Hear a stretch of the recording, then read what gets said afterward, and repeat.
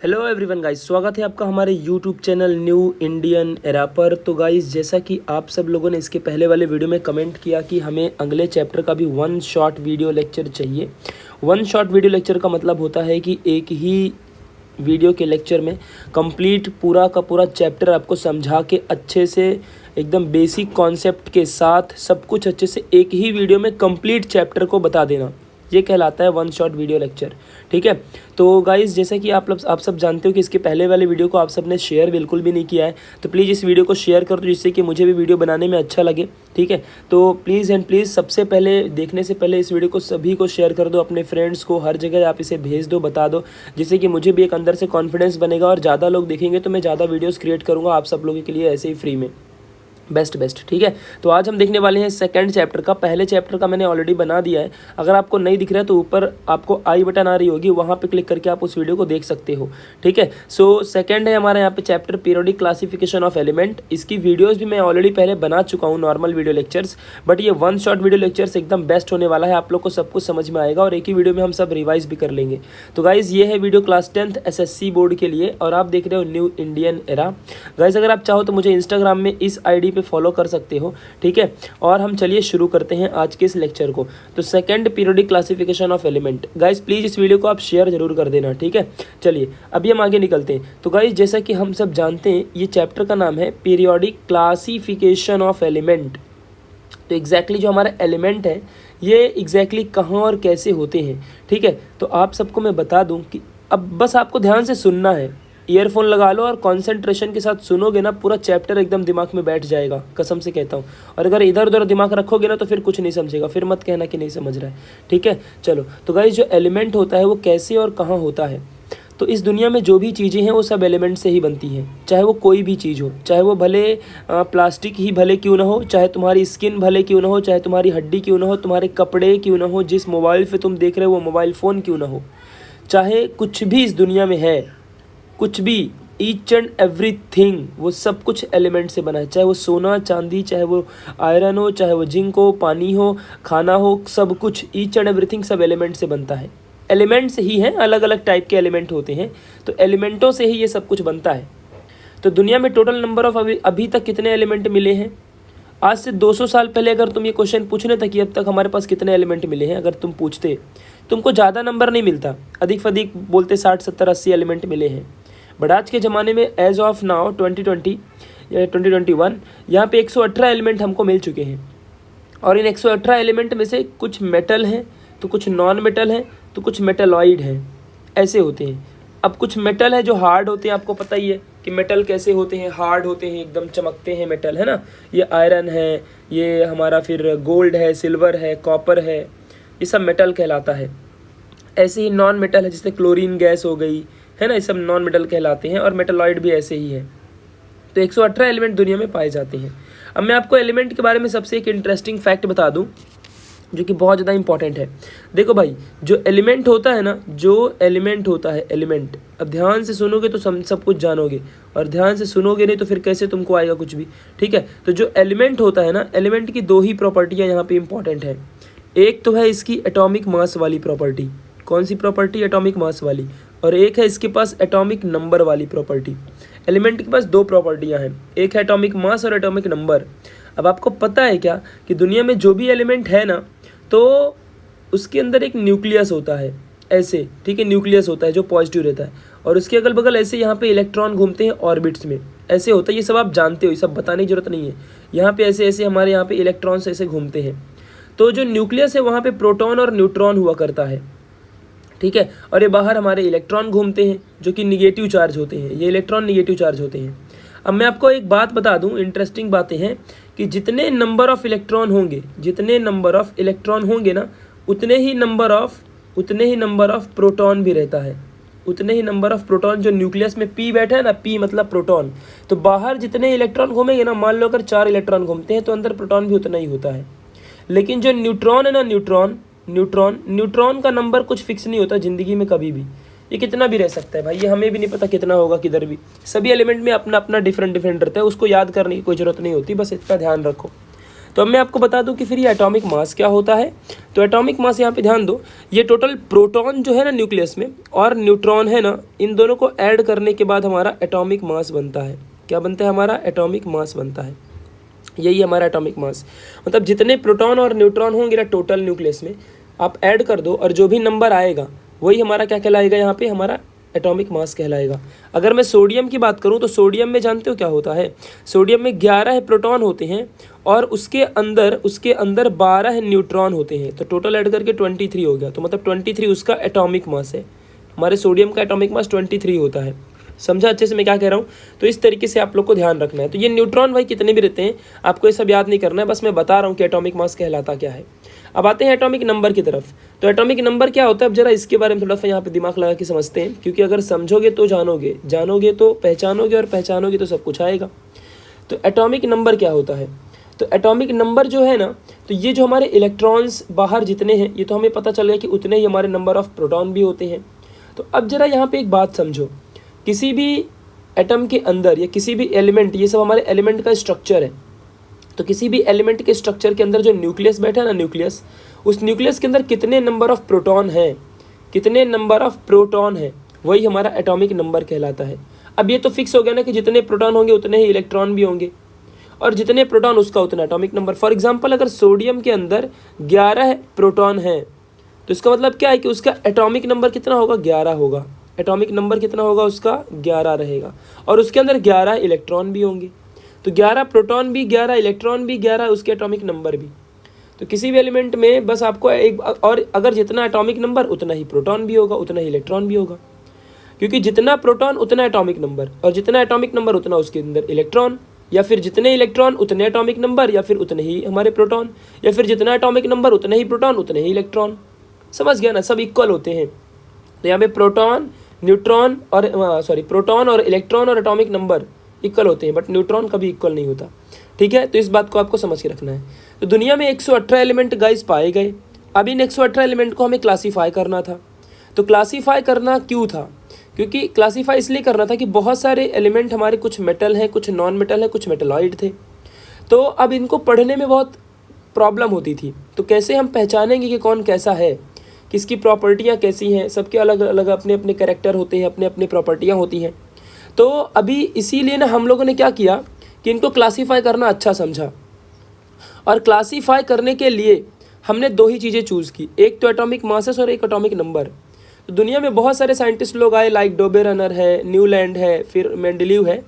तो उन साइंटिस्टों ने अलग अलग चीज़ों को चूज़ किया। कोई एटॉमिक मासेस के बेसिस पे गया और कोई एटॉमिक नंबर के बेसिस पे गया।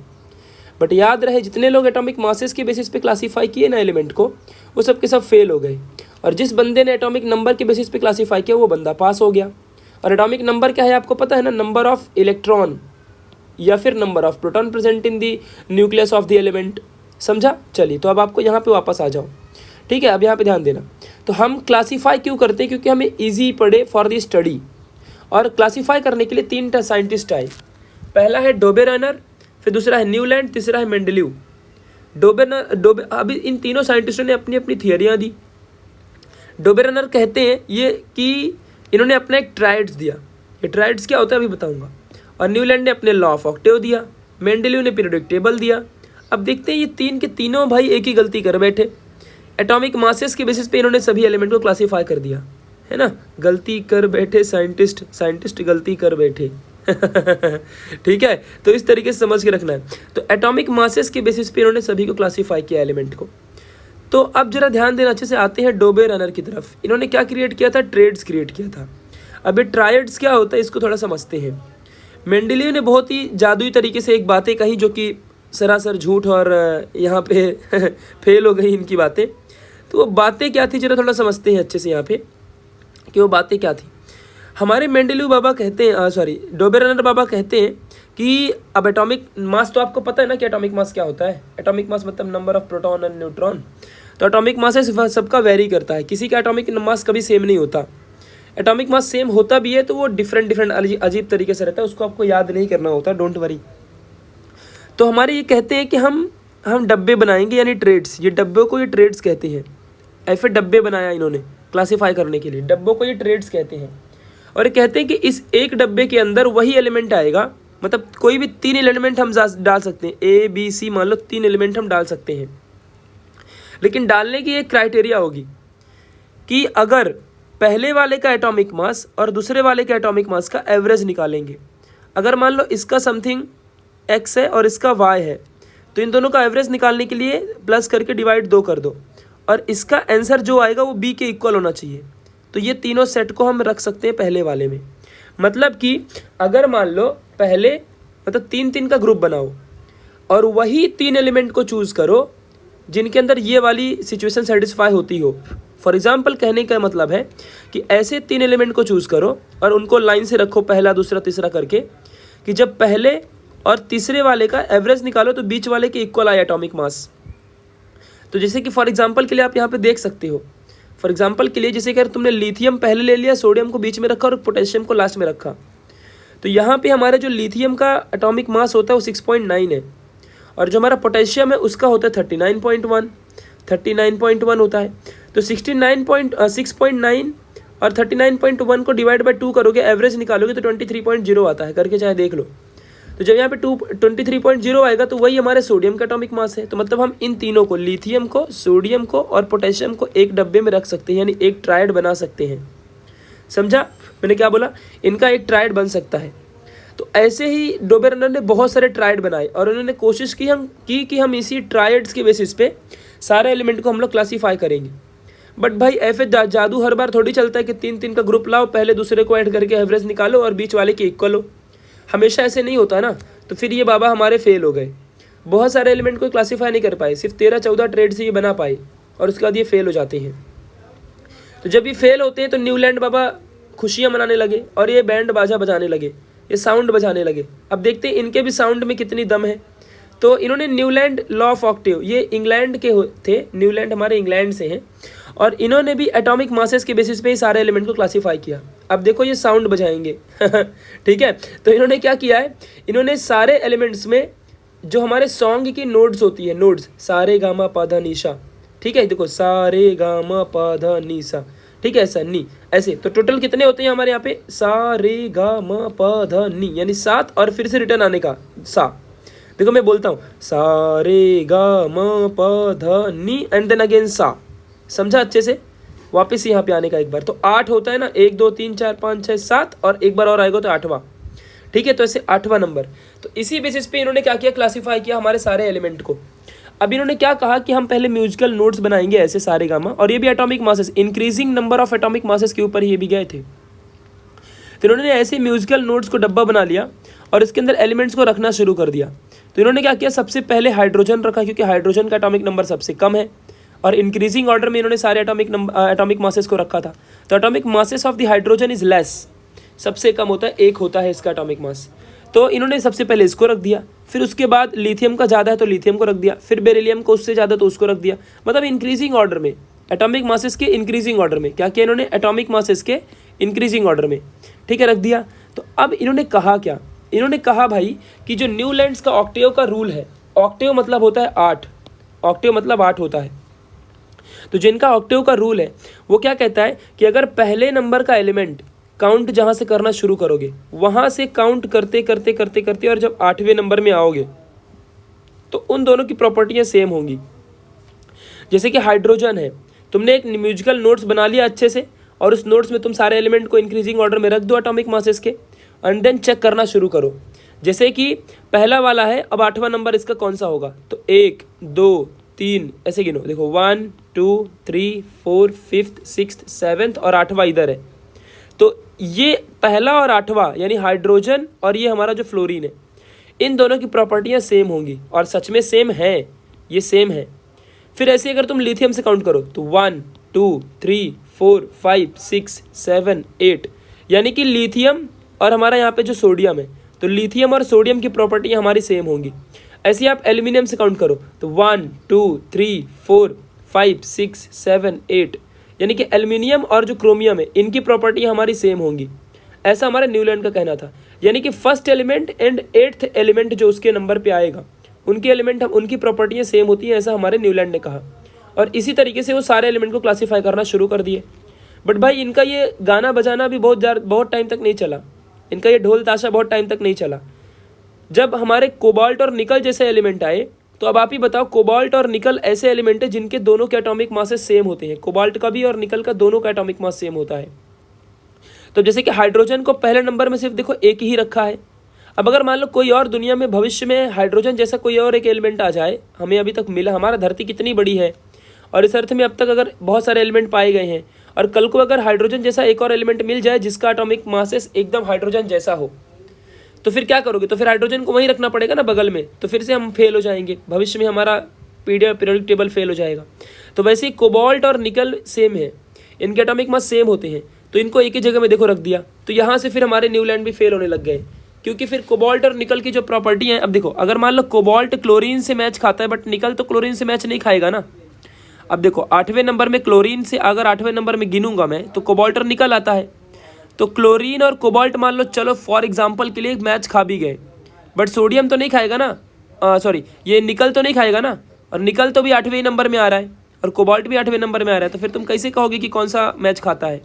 तो हमारे यहाँ पे न्यूलैंड जो है ये फेल हो गए भाई। चलो तुम भी निकलो, गाना बजा लिए, बहुत गाना बजा रहे थे। अब देखो मेंडेलीव की बात करते हैं। ऐसा कहा जाता है कि मेंडेलीव बहुत ही इंटेलिजेंट और बहुत ही दिमाग वाले माने जाते थे। ये अपने समय में 118 एलिमेंट अब तक जो हैं, इनके समय में बहुत सारे एलिमेंट पाए ही नहीं गए थे, डिस्कवर नहीं हुए थे। उसमें से जो भी डिस्कवर हुए थे उसमें से 63 एलिमेंट को इन्होंने क्लासीफाई किया। ये जो बाकी के ये ढोल नगाड़े ताशे बजा रहे थे ये तो इतना भी नहीं गए, ये 63 एलिमेंट को क्लासीफाई कर दिए। और लेकिन गलती यही कर दी कि ये एटॉमिक मासेस के बेसिस पे सभी को क्लासीफाई किया। अब एटॉमिक मासेस भाई वैरी करता है, तो कब तक एटॉमिक मासेस के बेसिस पे क्लासीफाई करते हैं? तो ये गलतियों से सीखे नहीं, ये भी यही गलती कर दी है कि ये इनकी गलतियों से सीखे नहीं, और ये भी एटॉमिक मासेस के बेसिस पे क्लासीफाई कर दिए। इनका पीरियोडिक जो फंक्शन था वो कहते हैं कि properties of elements are periodic function of their atomic masses, यानी कि सभी एलिमेंट की जो प्रॉपर्टियाँ होती हैं वो एटॉमिक मासेस के बेसिस पे ही पता चल सकती हैं। ऐसा इनका कहना था, जो कि सरासर गलत था। आगे चल के प्रूफ हो जाएगा, डोंट वरी, थोड़ा रुक जाओ। तो मेंडेलीव लेकिन एमिनेंट साइंटिस्ट थे, बहुत दिमाग वाले थे। आपको बिलीव नहीं होगा, ये सब तो बस क्लासीफाई करके ही दिए इन्होंने सभी एलिमेंट की प्रॉपर्टियाँ, लाइक उनके मेल्टिंग पॉइंट, उनके बॉइलिंग पॉइंट, उनकी ऑक्साइड्स, सब कुछ बता दिया। ऑक्साइड्स क्या होता है पता है ना, जैसे कि सोडियम O, तो ये सोडियम ऑक्साइड हो गया। तो हाइड्राइड्स, ऑक्साइड्स, इन सभी कुछ इन्होंने मेंडेलीव ने उनकी प्रॉपर्टी को बताया। और मेंडेलीव ने 63 एलिमेंट को प्रॉपर तरीके से क्लासीफाई किया और उसका एक प्रॉपर टाइम टेबल कह रहा हूँ, उसका प्रॉपर पीरियोडिक टेबल बना के दे दिया। समझा? तो इस बात को आपको अच्छे से ध्यान में रखना है। तो अब आते हैं मेंडेलीव के, हमारे यहाँ पे जो मेंडेलीव बाबा हैं, इनके मेरिट्स और डीमेरिट्स की तरफ। अब मेरिट्स डीमेरिट्स समझने के लिए बहुत ज़रूरी है। मेंडेलीव के टाइम पे यहाँ पे क्या हुआ कि आप सबको पता है कि ये मॉडर्न पीरियोडिक टेबल जो हमारा इनका मेंडेलीव का पीरियोडिक टेबल था, तो इनमें इन्होंने बहुत सारे एलिमेंट को क्लासीफाई किया। तो जो एटॉमिक मासेस था, अभी एटॉमिक मासेस के बेसिस पे ही इन्होंने क्लासीफाई किया था ना, तो जो इनका एटॉमिक मासेस था वो क्या किया इन्होंने सारे, एक देखो अभी पहले क्या था कि ऑलरेडी इनके समय में, मान लो जैसे ये मेंडेलीव हैं, तो इनके 100 साल पहले से ही सब लोगों ने क्या किया था, एटॉमिक मासेस को पहले ही फाइंड कर रखा था दूसरे साइंटिस्टों ने। बट इन्होंने क्या सोचा कि क्या पता इनके अंदर गलतियाँ रही हो, तो इन्होंने वापस से सारे एलिमेंट के एटॉमिक मासेस को रिवाइज़ किया। पूरा वापस से इन्होंने क्या किया, सर्च किया, सभी एटॉमिक मासेस को इन्होंने रिवाइज़ किया। और रिवाइज़ करने में इन्हें एक गलती मिली कि पहले के ज़माने के लोगों ने बेरिलियम का 14.09 एटॉमिक मास फाइंड करके रखे थे, बट इन्होंने रिवाइज़ करके बताया कि ये 9.4 होता है, और सच में 9.4 ही है। तो पहला मेरिट यही था। और दूसरा फिर क्या मेरिट है कि इन्होंने प्रिडिक्शन किया, और प्रिडिक्शन इन्होंने क्या किया कि जब ये क्लासीफाई कर रहे थे ना एटॉमिक नंबर के, एटॉमिक मासेस के बेसिस पे सारे एलिमेंट को, एटॉमिक मासेस के बेसिस पे जब ये क्लासीफाई कर रहे थे, तो बहुत सारे एलिमेंट इनके टाइम में डिस्कवर ही नहीं हुए थे। तो अब जैसे कि फॉर एग्जांपल मान लो इन्होंने क्या किया, क्लासीफाई किया। जैसे कि फॉर एग्जांपल के लिए समझा रहा हूँ, अब यहाँ पे ध्यान देना अच्छे से। देखो मान लो इन्होंने A समझ लो, इन्होंने क्लासीफाई किया। देखो यहाँ पे ध्यान दो, A फिर B फिर C और D और E है ही नहीं, मतलब D नाम का कोई एलिमेंट है ही नहीं इनके पास। तो इन्होंने क्या किया, इसकी जगह खाली जगह छोड़ दी। मतलब A का पहले एटॉमिक मास है, फिर B है, फिर C है, फिर यहाँ पे D आना चाहिए ना, E। तो मान लो D नाम का एलिमेंट मिला ही नहीं, तो इन्होंने क्या किया, ऐसे ही क्लासीफाई करने के टाइम पे 3 जगह इनको मिले ही नहीं, वो एलिमेंट फाउंड नहीं हुए थे, बट उनके आगे वाले मासेस के फाउंड हुए थे। फॉर एग्जांपल जैसे कि देखो इंक्रीजिंग ऑर्डर में क्लासीफाई किया था ना, तो इसका एटॉमिक मास मान लो 2 है, इसका 4 है, इसका 6 है, इसका 8 है, चलो इसका 10 है, तो 8 वाला आना चाहिए ना। तो 8 वाला तो किधर गया, नहीं मिला ना। 8 वाला अभी तक फाउंड नहीं हुआ ना, दुनिया में किसी ने ढूंढा नहीं उसको, किधर पड़ा होगा। ठीक है, तो 6 के बाद 10 कैसे आ सकता है, 8वां तो होना चाहिए ना। तो इन्होंने इतना दिमाग, अब लिखे जरूरी थोड़ी कि 8वां होगा, 9 भी तो हो सकता है, बट भाई ये कितने दिमाग वाले थे, इन्होंने ऐसे 3 एलिमेंटों को ढूंढा जिसका नाम एका बोरॉन, एका एल्यूमिनियम, एका सिलिकॉन नाम दे दिया। कहते हैं ये कि भविष्य में, आज तो मैं जिंदा हूँ और अभी तक एलिमेंट नहीं मिले, बट मैं प्रेडिक्शन करता हूँ कि भविष्य में 3 एलिमेंट मिलेंगे फ्यूचर में, और उनका नाम उन्होंने दे दिया एका बोरॉन, एका एल्यूमिनियम, एका सिलिकॉन, इनका नाम होगा। और इनका एटॉमिक मासेस सब बता दिया, उनके एटॉमिक मासेस, उनकी पीरियोडिक जो हमारा melting point, boiling point, hydrides, oxides, उनकी प्रॉपर्टी सब इन्होंने बता दिया, ठीक है। बट जब बाद में उनका मतलब पूरा का पूरा जब डिस्कवर हुआ तो सच में उनका एटॉमिक मासेस सब कुछ सेम पाया गया जो हमारे मेंडेलियो ने प्रेडिक्शन किया था। अब ऑब्वियस सी बात है ना कि अगर मान लो 6 के बाद 10 आता है तो 8वां नंबर में वो वाला एलिमेंट रहेगा, तो मैं भी बता दूंगा कि 8वां ही नंबर रहेगा। तो ये कोई प्रेडिक्शन नहीं है, आज के लॉजिक के हिसाब से सब कुछ नॉर्मल है, इतना हम लॉजिक लगा लेते हैं, बट स्टिल हम इन्हें बड़ा मान रहे हैं, तो बस इसीलिए कह रहे हैं। तो स्कैंडियम, गैलियम एंड जर्मेनियम ये हमारे 3 नाम से फिर बाद में पाए गए। तो एका बोरॉन को फिर स्कैंडियम कहा जाता है, इसको गैलियम, इसको जर्मेनियम। आते हैं फिर से, और इनके समय में, हमारे मेंडेलियो के समय में क्या हुआ था कि जो नोबल गैसेस होती है ना, हीलियम, नियॉन, ऑर्गन, जो स्टेबल गैसेस होती हैं, ये गैसेस पहले डिस्कवर नहीं हुई थी। तो इन्होंने सोचा कि यार दुनिया में कोई तो ऐसे एलिमेंट होंगी जो स्टेबल होंगी। बहुत सारे एलिमेंट स्टेबल नहीं होते, 118 में से ना सिर्फ 7, 8, 10 एलिमेंट ही स्टेबल हैं, बाकी कोई भी एलिमेंट स्टेबल नहीं है, ठीक है। तो इन्होंने क्या किया कि यार जितने भी अनस्टेबल है वो तो ठीक है, बट जो स्टेबल नहीं है तो उसको कहाँ पे रखा जाए, ठीक है, उसको भी तो भाई प्लेस प्रॉपर देना पड़ेगा ना, तो उसको किधर पे रखा जाए। तो इन्होंने क्या कहा, एक नया ग्रुप बना दिया अपने टेबल में, उसका नाम है 0 ग्रुप, और वहाँ पे इन्होंने हीलियम, नियॉन, ऑर्गन जो स्टेबल गैसेस हैं उनको प्लेस दे दिया। तो ये बहुत अच्छी बात थी। तो इस तरीके से इनके मेरिट्स हो गए। अब आते हैं डीमेरिट्स की तरफ। अब बाबा देखो इनको डीमेरिट समझो। सबसे बड़ी गलती, एटॉमिक मास में ही इनको सब फेल कर देंगे, वरना आज मेंडेलियो को नोबेल प्राइज़ मिलता और ये बहुत ही आगे बढ़ जाते। तो डीमेरिट्स जो है, डीमेरिट्स यहाँ पे क्या बताइए, 3 मार्क्स के एग्जाम में आता है। पहली बात तो एम्बिग्विटी क्रिएट हुई। What is the meaning of ambiguity? जैसे कि मान लो आप लोग ने मूवी देखने गए और वहाँ पे सब सीट भर गई और आप 2 लोग हो और लास्ट में सिर्फ एक ही सीट बची है, तो अब किसको रखा जाए? आप बैठोगे कि आपका फ्रेंड बैठेगा? एक कोई सीट मिलेगी, अब आप क्या करोगे? तो ऐसी सिचुएशन को एम्बिग्विटी कहते हैं। तो अब जरा यहाँ पे ध्यान देना क्या हुआ इनके टाइम पे जरा आप समझोगे, आप लोग तो जानोगे, जब आप समझोगे तो जानोगे। अब ध्यान देना अच्छे से। यहाँ क्या हुआ कि अब जैसे इन्होंने क्या किया था, एटॉमिक मासेस के बेसिस पे सबको क्लासीफाई किया था। अब मान लो जैसे कि क्या किया इन्होंने, पहला डब्बे में हमारा हाइड्रोजन आएगा, फिर दूसरे डब्बे में हमारा दूसरा एलिमेंट आएगा, जिस मान लो इसका एटॉमिक नंबर 1, फिर इसका 2 है, फिर अगले डब्बे में 3 नंबर वाले का आएगा, फिर अगले नंबर में यहाँ पे मान लो 5 नंबर वाले का आएगा, फिर इंक्रीजिंग ऑर्डर में ना इसका 8 नंबर वाले में आएगा। तो यहाँ पे हर में एक एक एलिमेंट ही रखने का है। बट मान लो अगला एक ऐसा डब्बा आया जहाँ पे ऐसे 2 एलिमेंट मिल गए, ए और बी, जिनका एटॉमिक नंबर 9 और इसका भी 9 है, सॉरी एटॉमिक मासेस, क्योंकि एटॉमिक मास तो सेम हो ही सकता है सबका।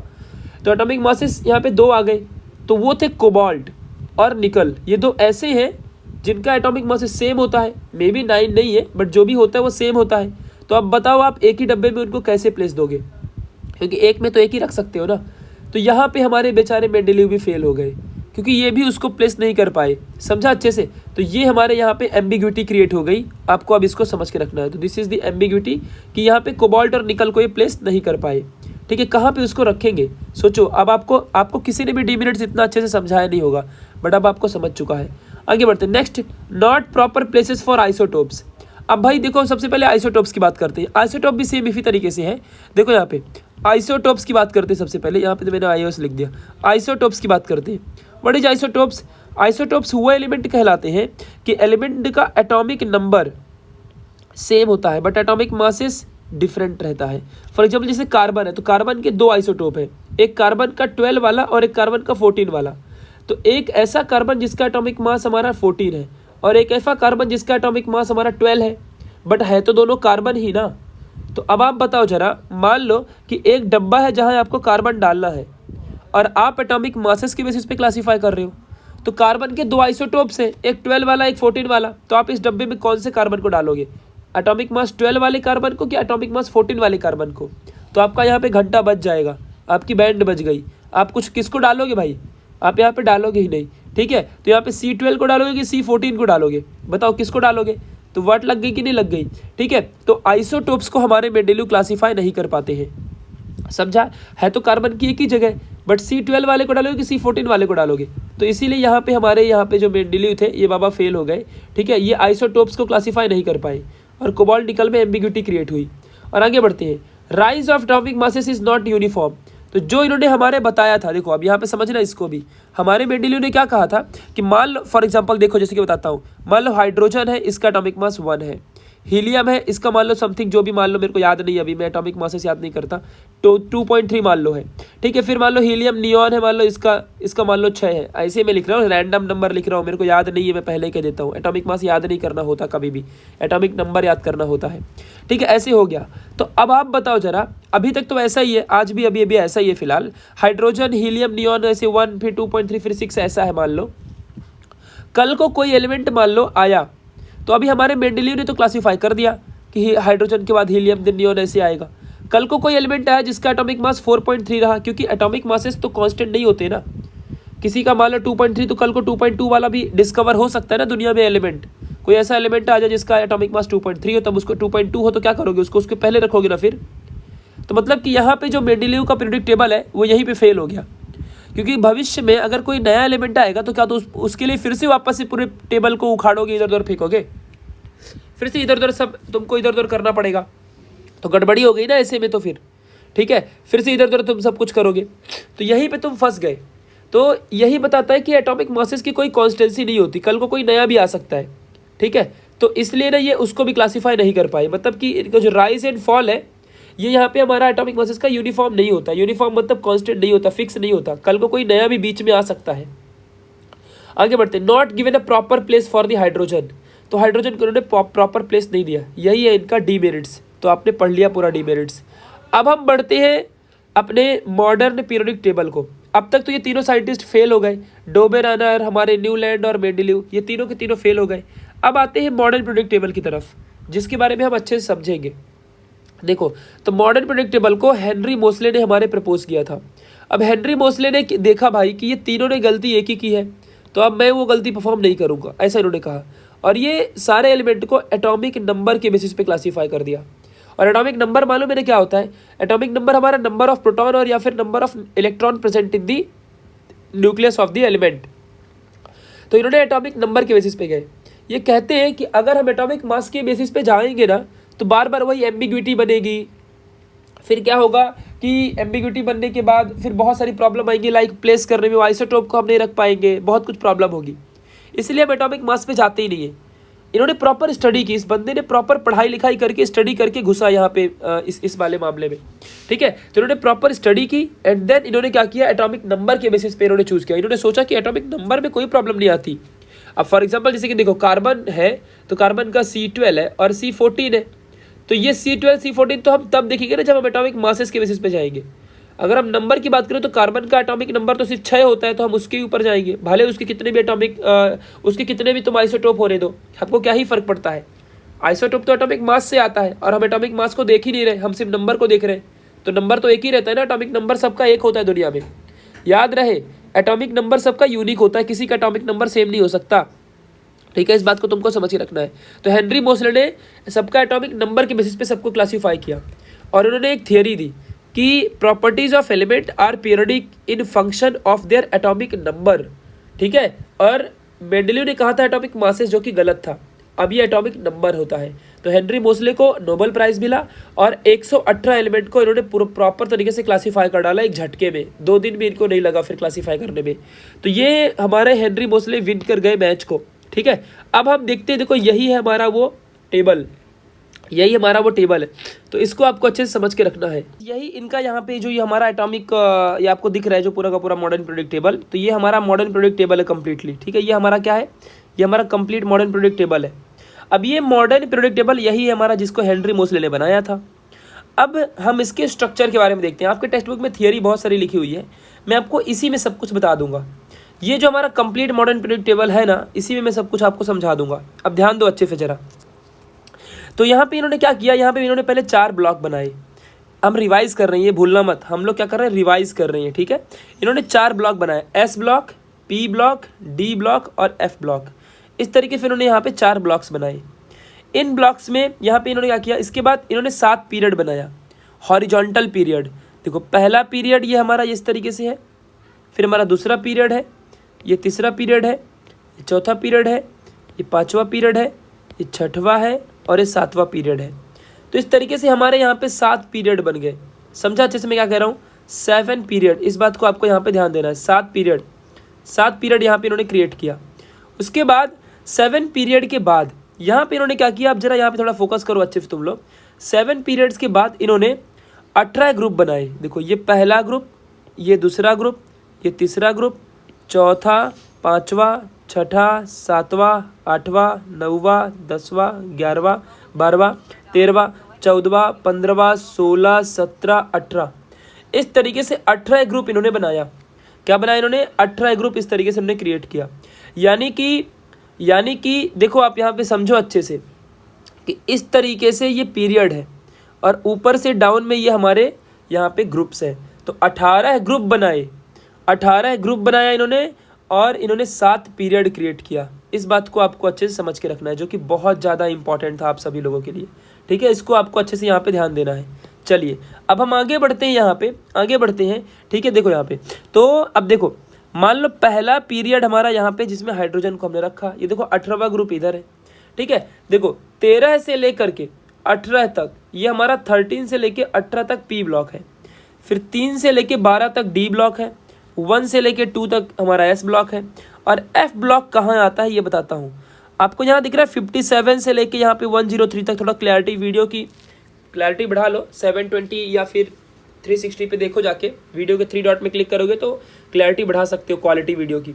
तो ये देखो, जो यहाँ पे 57 से 71 और 89 से 103 दिख रहा है ना, ये हमारा एफ ब्लॉक है। देखो यहाँ पे 57 से देखो 71 तक, 57 से, और यहाँ पे देखो ये 80, यहाँ पे देखो 89 से और ये 103 तक।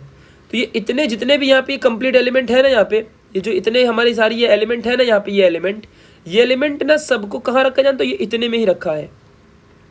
मतलब कि इतने एलिमेंट को, ये सारे एलिमेंट को यहाँ रख दिया है। बट अब उसको दिखाना है तो यहाँ दिखा नहीं सकता, इसलिए अलग से एक ब्लॉक बना दिया जिसका नाम है एफ ब्लॉक। ठीक है, तो यानी कि हमारा एफ ब्लॉक भी इनडायरेक्टली कहूँ, एफ ब्लॉक भी इनडायरेक्टली कहूँ तो ये डी ब्लॉक में ही आता है। डी ब्लॉक में ही आता है, देखो ना, डी ब्लॉक में ही है। ठीक है, चलो अब हम थोड़ा सा और प्रॉपर्टियों की बात करते हैं। तो एस ब्लॉक हमारा ऐसा ब्लॉक है जहाँ पे हमारे मेटल पाए जाते हैं। ध्यान रखो अच्छे से, एस ब्लॉक में हमारे मेटल हैं। आप देख सकते हो हाइड्रोजन को छोड़ के, लेकिन ना लिथियम है, सोडियम है, हमारा potassium, rubidium, magnesium, calcium, beryllium, ये सब। फिर आते हैं डी ब्लॉक की तरफ। डी ब्लॉक 3 से लेके 12 तक है। तो यहाँ पर भी सब मेटल है। ये scandium, titanium, vanadium, chromium, manganese, यहाँ पे फिर आयरन, कोबाल्ट, निकल, देख लो आप यहाँ पे आयरन, कोबाल्ट, निकल देखो यहाँ पे। फिर एक कॉपर है, जिंक है, इन सब हमारे यहाँ पे जितने भी हैं ये सब के सब हमारे मेटल है। यहाँ पे इनर ट्रांजिशन एलिमेंट होता है। इनर का मतलब देखो, ये अंदर, देखो ये भी तो हमारा डी ब्लॉक ही है ना, ये हमारा डी ब्लॉक है ना। तो इनर का मतलब अंदर, तो अंदर यहाँ पे हमारे क्या है, transition element, like F block हमारा यहाँ पे पाया जाता है। यहाँ पे हमारा एफ ब्लॉक पाया जाता है इनर ट्रांजिशन एलिमेंट में, इसीलिए हमको डी ब्लॉक को ना हम इनर ट्रांजिशन एलिमेंट कहते हैं। फिर हम लोग आते हैं अपने पी ब्लॉक में। पी ब्लॉक एक ऐसा ब्लॉक है, जैसे कि देखो एस ब्लॉक में ओनली मेटल्स, डी ब्लॉक में ओनली मेटल्स, यानी वही ट्रांजिशन मेटल्स होते हैं। ट्रांजिशन मेटल क्यों कहते हैं इनर ट्रांजिशन, क्योंकि इसके अंदर एफ ब्लॉक भी प्रेजेंट है। डी ब्लॉक एक ऐसा ब्लॉक है जो दूसरे ब्लॉक को भी अपने पास लेके रखा है, इसीलिए। तो पी ब्लॉक क्या है? पी ब्लॉक एक ऐसा ब्लॉक है जिसके अंदर भाई मेटल भी है, नॉन मेटल भी है और मेटालॉइड भी है। सोचो, 3 के तीनों है, ऐसा हमारा पी ब्लॉक है।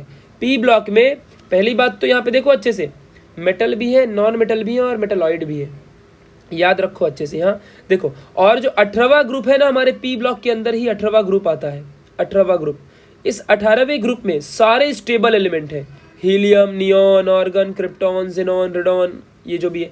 ठीक है, तो ऐसे 18 ग्रुप हमारे पाए जाते हैं। मतलब 18वें ग्रुप में, अभी ऐसे ऊपर से नीचे ग्रुप होता है ना, ये 17वां ग्रुप है, ये 16वां ग्रुप है, ये हमारा 18वां ग्रुप है। तो सारे ग्रुप में 18वें ग्रुप में हमारे सारे स्टेबल एलिमेंट पाए जाते हैं। फिर आते हैं 17वें ग्रुप में, 17th ग्रुप में। ये ग्रुप में हमारे स्टेबल एलिमेंट तो नहीं होते, बट ये हेलोजन है। हेलोजन यानी कि क्लोरीन, ब्रोमीन, आयोडीन, फ्लोरीन, ये सब हेलोजन कहलाते हैं। और हेलोजन माय डियर सबसे ज़्यादा इलेक्ट्रोनिगेटिव होते हैं। The most electronegative elements halogen कहलाते हैं, बहुत इलेक्ट्रोनिगेटिव होते हैं। अभी इलेक्ट्रोनिगेटिव क्या है आगे चल के आपको बताऊंगा। बट अभी के लिए इतना याद रखो कि ये मोस्ट इलेक्ट्रोनिगेटिव एलिमेंट होते हैं, इस बात को आपको ध्यान देना है। सबसे ज़्यादा इलेक्ट्रोनिगेटिव एलिमेंट हमारे यही कहलाते हैं, ठीक है। और जो 18वां ग्रुप है, ये 18वां ग्रुप हमारा कैसा है, ये 18वां ग्रुप में हमारे स्टेबल एलिमेंट कहलाते हैं, तो इतना आपको ध्यान देना है। चलिए अब आपको एक इंटरेस्टिंग फैक्ट बताता हूँ पी ब्लॉक से रिलेटेड। आपको ये दिख रहा है यहाँ पे, ये ऐसा जिगजैग लाइन आपको दिख रही है, ये लाइन आपको दिख रही होगी आई थिंक, है ना, ये लाइन आपको यहाँ पे दिख रही होगी। आई होप आपको ये लाइन दिख रही होगी ऐसे ऐसे, ठीक है, ये लाइन आपको यहाँ पे दिख रही होगी, ठीक है। इस बात को आपको ध्यान रखना है। अब देखो माय डियर, मैं आपको यहाँ पे समझाता हूँ कि ये लाइन, ये जिगजैग लाइन इसे कहते हैं। ये लाइन जो जिगजैग वाली है ना, ये जिगजैग लाइन क्या दिखाती है, ये लाइन जो है ये क्या दिखाती है, ये लाइन, ठीक है, इसके बारे में आपको बताता हूँ। देखो यहाँ पे अच्छे से समझना, इस लाइन से जितने भी अटैच हैं, फॉर एग्जाम्पल लाइक बोरॉन, यहाँ पे देखो अच्छे से, for example like boron, silicon, germanium, arsenic, antimony, tellurium, polonium, ये जितने भी मैंने ब्लैक से राउंड गोला किया है, ये सारे के सारे मेटालॉइड हैं। क्या है ये, मेटालॉइड, इसको आप अच्छे से ध्यान रखो, मेटालॉइड है। जितने भी इस जिगजैग लाइन के इस तरफ, तो यहाँ पे देखो एल्यूमिनियम, पी ब्लॉक में सिर्फ गैलियम, इंडियम, टिन, ये लेड, बिस्मथ, दुनियादारी जो भी है ये लिखे है, MCBC यहाँ पे जो भी लिखा है, ठीक है। तो ये जितने भी मैंने रेड से राउंड किया है, जितने भी हमने रेड से राउंड किया है, ये सारे के सारे हमारे किस साइड आएंगे, ये सब हमारे मेटल कहलाएंगे, ये सब हमारे क्या कहलाएंगे, मेटल कहलाएंगे। और हमारे बाकी के जितने भी एलिमेंट हैं, हमारे बाकी के एलिमेंट जिनको मैं ब्लू से करने जा रहा हूँ, देखो यहाँ पे, तो इस तरफ वाले ये करके दिखाओ, ये करके दिखाओ, ये वाले एलिमेंट, मतलब जितने भी इस साइड आएंगे, यानी कि राइट साइड में जिगजैग लाइन के, जो जिगजैग लाइन है इसके राइट साइड में जितने भी एलिमेंट हैं वो सब हमारे यहाँ पे नॉन मेटल है। क्या है, हमारे नॉन मेटल। और 18वें ग्रुप में तो स्टेबल है, और 17th ग्रुप में हमारे जितने भी हैं, 17th ग्रुप वाले तो हमारे हेलोजन है, तो इनका कोई मतलब ही नहीं है, ठीक है। तो अब आपको समझ गया होगा, जितने भी रेड से राउंडेड है वो मेटल है, जितने भी इस लाइन से अटैच है ब्लैक से राउंडेड है वो मेटालॉइड है, और जितने भी हमारे इस साइड है वो नॉन मेटल है। तो इसको आपको अच्छे से समझ के रखना है। तो ये पी ब्लॉक में तीनों आते हैं, metal, non metal, metalloid, plus stable gases, और 17th नंबर पे हेलोजन। तो इस तरीके से पी ब्लॉक के बारे में आपको जान के रखना है। तो ये पी ब्लॉक इतना इंपॉर्टेंट होता है। तो ये सब जो भी अब मैंने आपको बताया ना कि ये कितने 4 ब्लॉक हैं, 7 पीरियड है, 18 ग्रुप हैं, फिर एस ब्लॉक में मेटल हैं, डी ब्लॉक में हमारा यहाँ पे इनर ट्रांजिशन एलिमेंट जो कि मेटल ही है, पी ब्लॉक में मेटल, मेटालॉइड, नॉन मेटल दोनों तीनों हैं, प्लस स्टेबल गैस और हेलोजन है। फिर जिगजैग लाइन होती है, जिगजैग लाइन के हमारे लेफ्ट साइड में यहाँ पे मेटल होते हैं, राइट साइड में नॉन मेटल हैं, और जो लाइन से ज्वाइंट है वो मेटालॉइड है, ठीक है। जो हमारा एफ ब्लॉक है, एफ ब्लॉक में बेसिकली वही एलिमेंट आते हैं जो हमारे आर्टिफिशियल होते हैं। आर्टिफिशियल का मतलब होता है जो इंसान खुद से एलिमेंट को बनाया है। आपको क्या लगता है हम भगवान नहीं है, हम इंसान ने भी एलिमेंट को बनाया है, बहुत सारे एलिमेंट को। लाइक आप यहाँ पे देख सकते हो, लाइक रुबेडियम है, बहुत सारे होते हैं। तो ये जितने भी हैं ना, सब इंसानों ने बहुत सारे बनाए हैं। तो ये सब एफ ब्लॉक में भी हम डाल देते हैं इनको। एफ ब्लॉक खुद डी ब्लॉक के अंदर आता है। ये सारी चीज़ें आपको मैंने स्ट्रक्चर के बारे में समझा दी। तो हमने यहाँ पे कंप्लीट स्ट्रक्चर जो है मॉडल प्रेडिक्टेबल का, हमने इसके बारे में देखो यहाँ पे अच्छे से सीख लिया है। आई होप आपको ये स्ट्रक्चर इसका अच्छे से समझ गया होगा। और बाकी तो आपको पता ही है कि हमने इसमें भी एटॉमिक नंबर के इंक्रीजिंग ऑर्डर में हमने सारे एलिमेंट को रखा है। जैसे कि देखो, पहला हीलियम, दूसरा हमारा यहाँ पहला हाइड्रोजन है, दूसरा हीलियम है, तीसरा हमारा लिथियम, तो उसके बाद चौथा हमारा बेरिलियम, फिर 5वां इधर है, 6वां इधर है, फिर 7वां है, फिर 8वां है, फिर हमारे यहाँ पे 9वां है, फिर हमारा 10वां है, फिर ऐसे 11वां है, फिर 12वां है। ऐसे हमने इंक्रीजिंग ऑर्डर में सारे एटॉमिक नंबर के बेसिस पे इंक्रीजिंग ऑर्डर में हमने सारे एलिमेंट को क्लासीफाई किया है। इस बात को आपको ध्यान देना है। अब भाई एक बात तो फिक्स हो गई कि यहाँ पे सभी का अपना अपना एटॉमिक नंबर के बेसिस पे हमने सारे एलिमेंट को क्लासीफाई किया है ना। एटॉमिक नंबर के बेसिस पे हमने क्या किया है, सारे एलिमेंट को हमने यहाँ पे क्लासीफाई किया है। ये बात आपको जान के रखनी है। तो चलिए क्यों ना अभी हम लोग आगे बढ़ते हैं, कुछ अब इंटरेस्टिंग बातें जानने जा रहे हैं जो कि अब यहाँ पे बहुत फ़ायदा देगा आपको। यही वो बातें हैं जिससे कि आपको सब कॉन्सेप्ट समझ में आएगा। दुनिया में आधे बच्चों को इलेक्ट्रॉनिक कॉन्फ़िगरेशन का मतलब ही नहीं पता होता है भाई कि एग्जैक्टली इलेक्ट्रॉनिक कॉन्फ़िगरेशन क्या होता है। ठीक है, चलो तो पहले इसको जानते हैं। हम सबको पता है कि बहुत सारे दुनिया में एलिमेंट पाए जाते हैं। कुछ एलिमेंट को मैं यहाँ पे लिख देता हूँ, ठीक है। ऐसे ही कुछ एलिमेंट को मैंने यहाँ पे रख दिया, ठीक है। तो इन एलिमेंट का अपना अपना क्या होता है, एटॉमिक नंबर होता है। सभी एलिमेंट का अपना अपना एटॉमिक नंबर होता है। जैसे कि सोडियम का एटॉमिक नंबर 11 है, मैग्नीशियम का एटॉमिक नंबर 12 है, एल्यूमिनियम का 13 है, कार्बन का 6 है। ये सब याद करना पड़ेगा आपको। तो एटॉमिक नंबर आपको सबका याद करना पड़ेगा, ठीक है, इस बात को ध्यान रखना। और मैंने क्या कहा था कि एटॉमिक नंबर जिसका जितना होता है उसके पास उतने ही नंबर ऑफ इलेक्ट्रॉन होते हैं और प्रोटॉन होते हैं। तो फिलहाल हमको यहाँ पे इलेक्ट्रॉन से मतलब है, तो इसके पास 11 एटॉमिक नंबर मतलब 11 इलेक्ट्रॉन, इसके पास 12 मतलब 12 इलेक्ट्रॉन, इसके पास 13 मतलब इसके पास 13 इलेक्ट्रॉन, इसके पास 6 मतलब इसके पास 6 इलेक्ट्रॉन। इस बात को आपको ध्यान देना है। अब चलिए आगे बढ़ते हैं। तो अब हमारे पास 11 इलेक्ट्रॉन है। अब आपको एक बात बताता हूँ, मैंने आपको स्टार्टिंग में बताया था ना कि हमारे इलेक्ट्रॉन ऑर्बिट में घूमते हैं और न्यूक्लियस हमारा बीच में होता है। मैंने आपको ये समझाया था, ठीक है। और हमारा न्यूक्लियस बीच में, देखो मैंने न्यूक्लियस बना दिया, ये मैंने न्यूक्लियस बना दिया। अब मैं बनाता हूँ इसका क्या, इसका मैं अभी ऑर्बिट बनाऊंगा। ऑर्बिट मतलब वो जगह है जहाँ पे इलेक्ट्रॉन घूमते हैं, ठीक है। तो अब देखो यहाँ पे, तो पहला ऑर्बिट मैंने बना दिया। तो भाई पहले ऑर्बिट की दुनिया को पता है, यूनिवर्सल ट्रूथ है ये कि सब दुनिया जानती है कि पहले ऑर्बिट की सिर्फ कैपेसिटी 2 इलेक्ट्रॉन की होती है। मतलब पहले ऑर्बिट में सिर्फ 2 इलेक्ट्रॉन आएंगे। तो 11 में से 2 चले गए तो कितने बचेंगे, 8 बचेंगे, है ना। तो अब 8 को हम किस में डालेंगे, तो उसके लिए हम अब दूसरी ऑर्बिट बनाएंगे। क्या बनाएंगे, हम अब दूसरी ऑर्बिट बनाएंगे। ध्यान से सुनना अच्छे से। तो अब 11 में फिर 2 गए थे तो 8 बचे थे ना, सॉरी 11 में फिर 2 गए थे तो अभी 9 बचे थे, 9। तो अब 8 जो हमारे 8 इलेक्ट्रॉन है, अब हम उसको यहाँ पे डालेंगे। देखो हमने 8 इलेक्ट्रॉन यहाँ डाल दिया। क्या डाला हमने, 8 इलेक्ट्रॉन डाल दिया। ध्यान से सुनना, अभी समझ जाएगा झटके में इलेक्ट्रॉनिक कॉन्फ़िगरेशन कैसे निकालने का। अब देखो 8 इलेक्ट्रॉन हमने डाल दिया। अब 11 में से पहले 2 गए तो 9 बचे। अब 9 में से 8 गए तो अब कितना बचा, 1 बचा। तो अब हमने ये सुना है, यूनिवर्सल ट्रूथ है कि पहले वाले की कैपेसिटी 2 होती है, सिर्फ 2 ही इलेक्ट्रॉन डाल सकते हो। दूसरे ऑर्बिट में हम लोग 8 डाल सकते हैं। अब 8 के अलावा नहीं डाल सकते तो 1 इलेक्ट्रॉन बच गया, तो उसके लिए हमको एक नई ऑर्बिट बनानी पड़ेगी। तो यहाँ पे हम लोग क्या करेंगे, अब जो 1 बचा है उसको यहाँ पे डालेंगे। समझ गया। तो पहले में हमने कितना डाला था, पहले में हमने 2 डाला, फिर दूसरे में हमने 8 डाला और लास्ट वाले में हमने 1 इलेक्ट्रॉन डाला। So this is the electronic configuration of the sodium. समझा इलेक्ट्रॉनिक कॉन्फ़िगरेशन कैसे निकालने का। ओके, अब हम आगे आते हैं, मैग्नीशियम की तरफ चलते हैं। तो मैग्नीशियम में भी अब कैसे होगा, अब देखो आप डायरेक्टली निकाल सकते हो। 12 है तो पहले में तो 2 ही आएगा ना, तो 12 में फिर 2 गया, 10 बचेगा। 10 में से दूसरे में कितना आता है, 8 आएगा, तो 8 डाल दिया। अब 10 में से 8 चला गया तो कितना बचा, 2 बचेगा। तो this is the electronic configuration of magnesium. Aluminium की बात करते हैं। 13 में से पहले में जो 2 ही आता है वो तो फिक्स है, 2 से अधिक डाल नहीं सकते, तो पहले में 2 आएगा। फिर अब जब 13 में फिर 2 निकल गया तो कितना बचेगा, 11 बचेगा ना। तो 11 में से अभी दूसरे में 8 डालेंगे ना, तो 11 में से 8 जब जाएगा तो कितना बचेगा, तो 3 बचेगा, तो बाहर 3 निकल गया। फिर ऐसे ही हमारा कार्बन में से भी हमारे पहले में 2 आएगा और लास्ट वाले में 4 आएगा। समझा। तो इस तरीके से इन सब का इलेक्ट्रॉनिक कॉन्फ़िगरेशन आप लिख सकते हो। तो ये बात आपको ध्यान रखनी है। तो ये था हमारा सारा इलेक्ट्रॉनिक कॉन्फ़िगरेशन। अब हम जब से चिल्ला रहे हैं कि stable element stable element stable element, ये स्टेबल एलिमेंट आखिर होता क्या है, लाइक हीलियम नियॉन ऑर्गन जो थे। तो ये स्टेबल एलिमेंट किसको कहते हैं, तो भाई एक बात ध्यान रखो कि जो स्टेबल एलिमेंट होता है ना, तो इसकी जो प्रॉपर्टियाँ होती हैं, ये कभी भी इलेक्ट्रॉन ना तो गेन करते हैं ना इलेक्ट्रॉन किसी को देते हैं।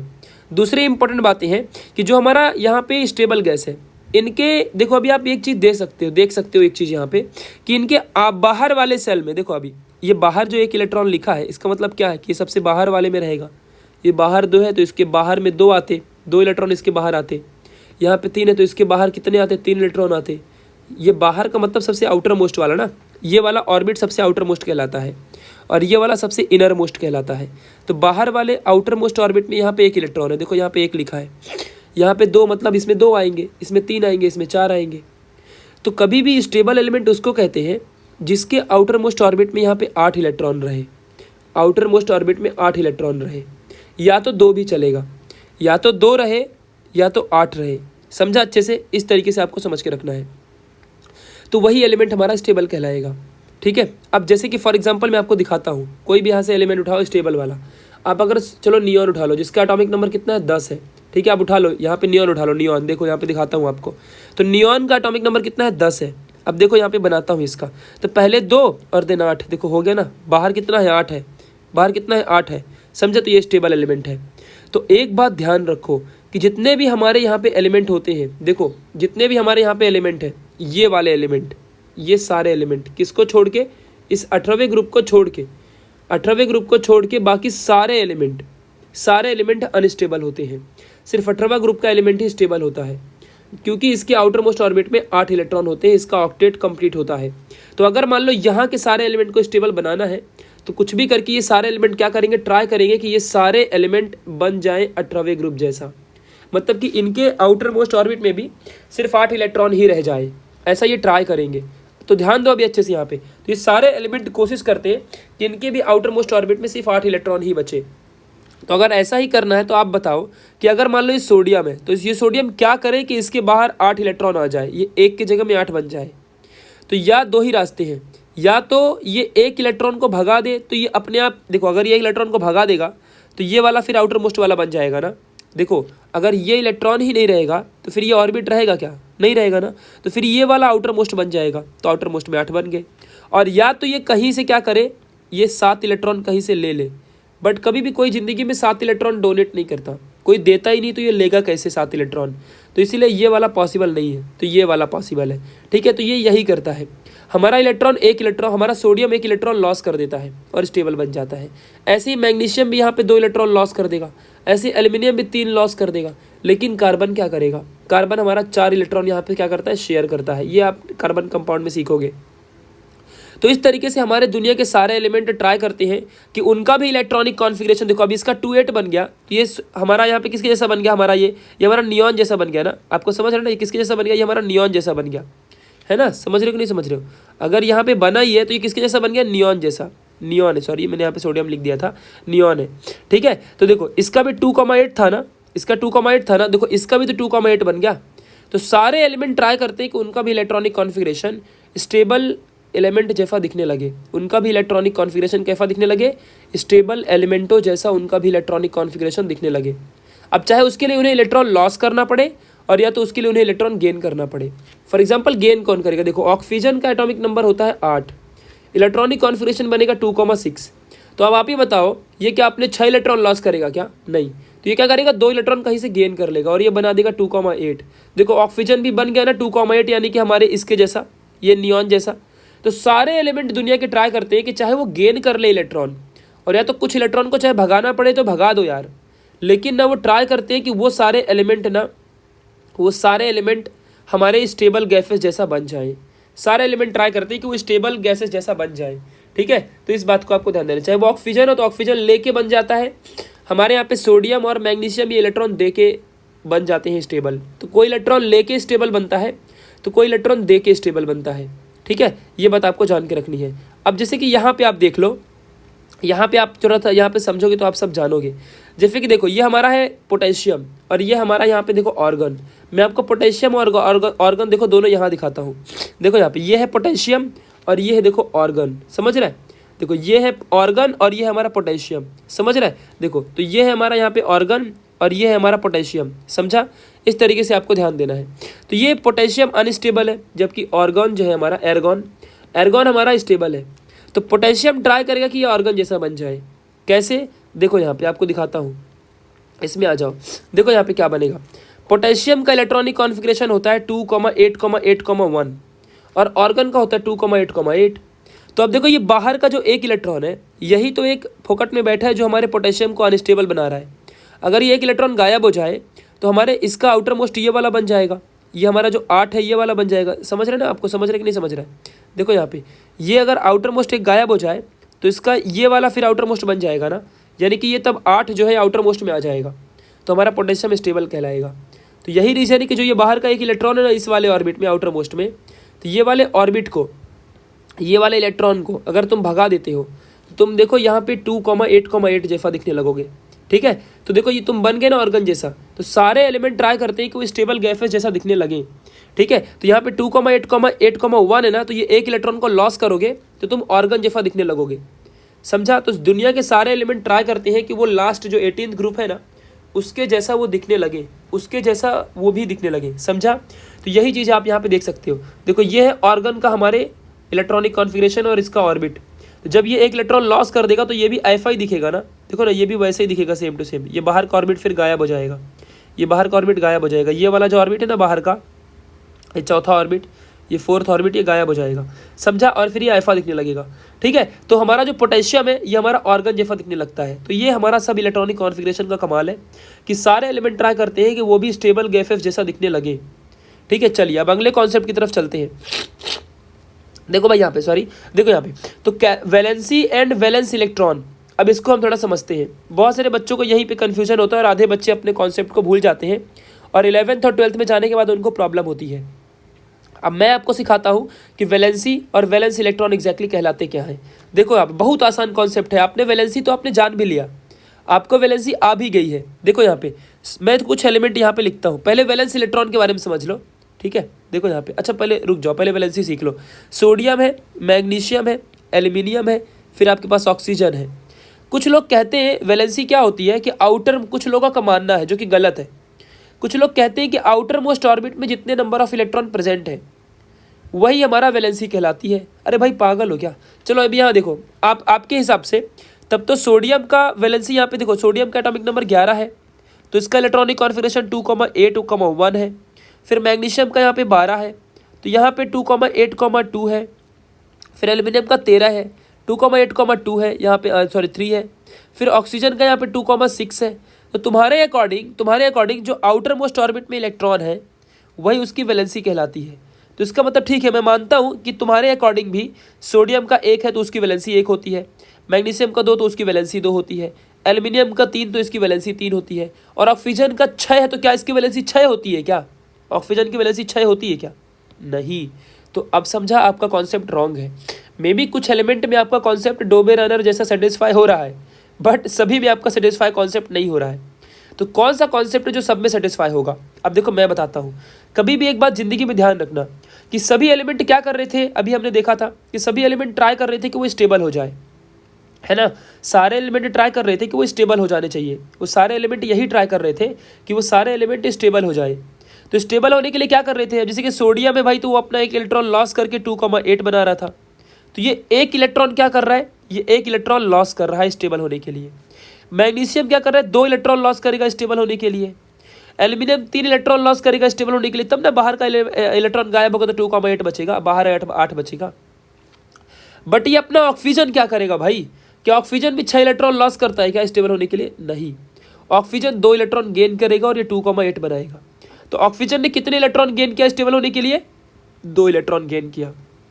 तो आप समझो यहाँ पे कि कोई भी एलिमेंट जितने नंबर ऑफ इलेक्ट्रॉन लॉस या फिर गेन करता है अपने आप को स्टेबल बनाने के लिए वही नंबर ऑफ एलिमेंट हमारी वैलेंसी कहलाती है।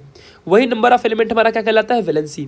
यानी कि अगर सोडियम ने 1 इलेक्ट्रॉन लॉस किया फॉर स्टेबिलिटी, चाहे वो लॉस करे चाहे गेन करे, अपने को कोई फर्क नहीं पड़ता, तो चाहे वो इलेक्ट्रॉन लॉस करे, और अगर मान लो 1 इलेक्ट्रॉन लॉस किया स्टेबल होने के लिए तो उसकी वैलेंसी 1 होगी। अगर मैग्नीशियम ने 2 लॉस किया तो उसकी वैलेंसी 2 होगी। अगर एल्यूमिनियम ने 3 इलेक्ट्रॉन लॉस किए तो उसकी वैलेंसी 3 होगी। और अगर ऑक्सीजन ने 2 गेन किए स्टेबल होने के लिए तो उसकी वैलेंसी 2 होगी। तो ये डिपेंड करता है कि कौन कितने इलेक्ट्रॉन गेन करता है और कौन कितने इलेक्ट्रॉन लॉस करता है फॉर देयर स्टेबिलिटी। तो ये कहलाती है हमारी वैलेंसी।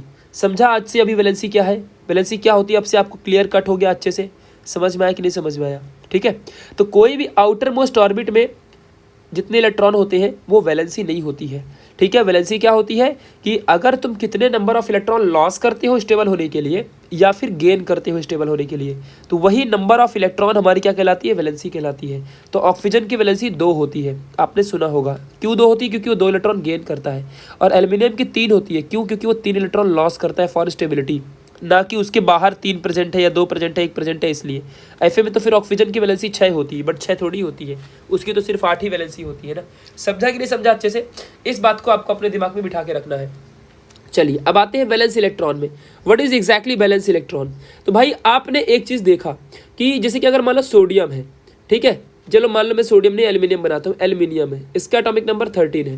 तो ये क्या बनेगा? ऐसे बनेगा ना, पहले 2 इलेक्ट्रॉन, फिर इसके बाद यहाँ पे 8 इलेक्ट्रॉन, है ना, फिर इसके बाद यहाँ पे 3 इलेक्ट्रॉन। तो आउटर मोस्ट ऑर्बिट इसमें से कौन सा है? ये वाला है। आउटर मोस्ट ऑर्बिट में कितने इलेक्ट्रॉन है? 3 इलेक्ट्रॉन है। तो बस यही 3 इसकी वैलेंसी है, सॉरी वैलेंस इलेक्ट्रॉन है, ठीक है। तो आउटर मोस्ट ऑर्बिट में जितने नंबर ऑफ इलेक्ट्रॉन प्रेजेंट होते हैं वो हमारे वैलेंस इलेक्ट्रॉन कहलाते हैं, वैलेंस इलेक्ट्रॉन, ठीक है। इस बात को ध्यान देना। अभी वैलेंस वैलेंस वैलेंस क्यों कर रहे हो? ये चैप्टर नंबर 9 कार्बन कंपाउंड में समझाऊंगा। वैसे भी मैंने बहुत धांसू तरीके से वीडियो बना रखी है, पता है ना आपको कि मैं कितना अच्छा वीडियो बना देता हूँ आप लोग के लिए, ठीक है। तो कार्बन कंपाउंड मैंने ऑलरेडी आपको पढ़ा दिया है, इतना धांसू तरीके से पढ़ाया है ना, एक बार जस्ट जाओ और देखो, सिर्फ एक बार देखो, तो फिर आपको नहीं समझेगा तो कहना। फिलहाल वन शॉट भी बनाऊंगा उसके लिए, बट जो मैंने वीडियो बना रखी है उसको देखो, फिर देखो कितना मज़ा आएगा आपको देखने में, कसम से कहता हूँ, एक झटके में कॉन्सेप्ट क्लियर हो जाएगा। ठीक है, मतलब सच में कह रहा हूँ, एक बार जाके देखना बस कभी, या फिर शेयर तो जरूर कर दो यार, इस वीडियो को शेयर कर दो यार अगर आपको समझ गया हो तो, इसी बात पे एक शेयर तो बनता है। ठीक है, चलो, तो वैलेंस इलेक्ट्रॉन जो है हमारा, यहाँ पे एक इलेक्ट्रॉन, यहाँ पे बाहर जितने भी हमारे इलेक्ट्रॉन प्रेजेंट है वही हमारी वैलेंस इलेक्ट्रॉन कहलाती है। और वैलेंसी क्या होती है कि नंबर ऑफ इलेक्ट्रॉन गेन्ड और number of electron lost for the stability of the element is nothing but valence electron, is nothing but valency. ठीक है, and what is valence electron? Out the number of electron present in the outer most orbital is nothing but valence electron. तो इस बात को आपको ध्यान देना है। अब आते हैं मेटालिक नॉन मेटालिक कैरेक्टर में। आप कहोगे सर एटॉमिक रेडियस को आप खा गए? नहीं भाई, एटॉमिक रेडियस को समझाऊंगा, थोड़ा रुको। पहले अभी हमने वैलेंसी सीखी है ना, तो उसी टाइम पे फटाफट हम लोग क्या करते हैं, मेटालिक नॉन मेटालिक कैरेक्टर सीख लेते हैं, क्योंकि उसी से रिलेटेड है। देखो यहाँ पे हमने यहाँ पे क्या देखा कि कुछों ने क्या किया है, कि कुछ एलिमेंटों ने क्या किया है, एलिमेंट को यहाँ पे लॉस किया है, एलिमेंट ने इलेक्ट्रॉन को कुछों ने लॉस किया है, और कुछों ने इलेक्ट्रॉन को यहाँ पे देखो गेन किया है और स्टेबल बन गए। तो यानी कि कुछ 118 एलिमेंट में से जो स्टेबल गैस है उनको छोड़ के बाकी सारे अनस्टेबल थे। तो उनमें से बहुत सारे लोग तो क्या करेंगे, इलेक्ट्रॉन लॉस कर देते हैं और स्टेबल बन जाते हैं, और इनमें से कुछ लोग क्या करते हैं, गेन करते हैं और फिर स्टेबल बन जाते हैं। तो यानी कि एक बात तो फिक्स है कि स्टेबल सबको बनना है, और स्टेबल बनने के लिए कुछ लोग इलेक्ट्रॉन गेन करते हैं और कुछ लोग इलेक्ट्रॉन लॉस करते हैं। तो अब आप बताना कि इलेक्ट्रॉन कैसा होता है। इलेक्ट्रॉन निगेटिव चार्ज होता है। जो इलेक्ट्रॉन होता है, इलेक्ट्रॉन के ऊपर निगेटिव चार्ज आता है, ये निगेटिव चार्ज है, निगेटिव चार्ज। तो आप बताओ, आपको एक दुनिया का लाइफ लेसन देता हूँ कि अगर आपके पास कोई निगेटिव दोस्त है, आपका फ्रेंड, तो आप भी कुछ दिन में निगेटिव बन जाओगे। संगति का असर होता है। तो अगर आप बुरे लोग के साथ हो तो आप भी बुरे बन जाओगे, और अगर आप अच्छे लोग के साथ हो तो आप भी ज़्यादा अच्छे रहोगे। देखो, अगर आप बुरे लोग के साथ हो तो आपको बुराई से बचना पड़ेगा, बट अगर आप अच्छे लोग के साथ हो तो आपको बुराई से बचना नहीं पड़ेगा, क्योंकि आप अच्छे ही बनोगे तब। समझा कि नहीं समझा? ये बात आपको ध्यान देनी है।